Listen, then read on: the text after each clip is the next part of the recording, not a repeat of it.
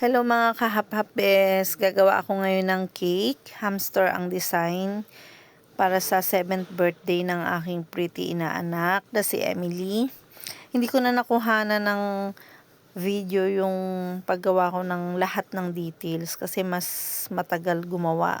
Mas matagal pag magse-set up pa ng cellphone, ng camera para lang makuhanan lahat ng details na gagawin ko. So, ang nakuhanan ko na lang pag-setup ng details at pag-setup ng cake. Yung board, binutasan ko na siya para maitusok yung straw at nilagyan ng dark chocolate para hindi mag-slide or matanggal agad yung straw. Yung sa cake din naman, same pa rin ang pag-setup ko ng mga customized cake. Swiss Mirang buttercream, tapos dark chocolate ganache yung filling. Good combination para hindi matamis yung cake. At ganoon din naman yung choco moist cake, hindi siya matamis. So, perfect combination sa mga mahilig sa chocolate at yung frosting na hindi matamis. So, yung cake din, pinagpatong-patong ko lang siya at binutasan ahead of time para same position lahat ng butas. Para hindi na ako mahirapan maglagay ng cake.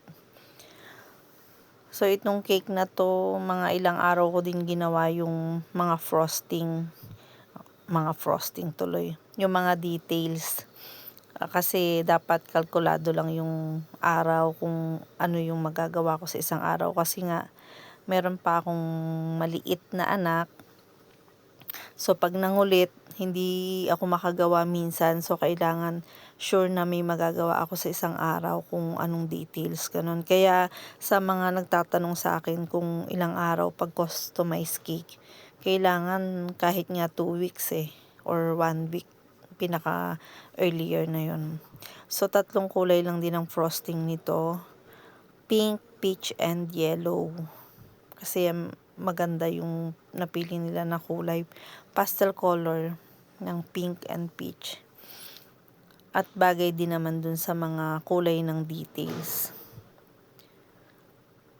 So, itong pagde-design ko pa lang ng cake, pagpo-frosting, iniisip ko na agad kung paano ko na ilalagay yung details ng ginawa ko. Kasi, pag maraming details kasi na ginawa, ang iisipin mo naman na susunod kung paano mo isi-set up sa cake. Kasi depende pa rin sa placement kung saan mo ilalagay talaga. Kasi yun ang magpapaganda sa cake. Kung mailalagay mo ng tama at maayos yung mga frosting details. Yan. So, ito na yung bahay-bahayan na ginawa ko na hamster. Na-dry naman siya at lumaban naman siya sa weather. Hindi siya nag-moist, nag-melt. Kasi pag pangit ang panahon, may-humid, maulan, yun ang kalaban talaga ng fondant. So, thank you Lord kasi na-dry ng maayos yung mga details na ginawa ko at nailagay ko naman din ng maayos sa cake. Very happy sa result. Ito na ang outcome ng 7th birthday cake ni Emily with hamster. Thank you for always choosing Hap Hap Best. Happy 7th birthday again. We love you. God bless you all.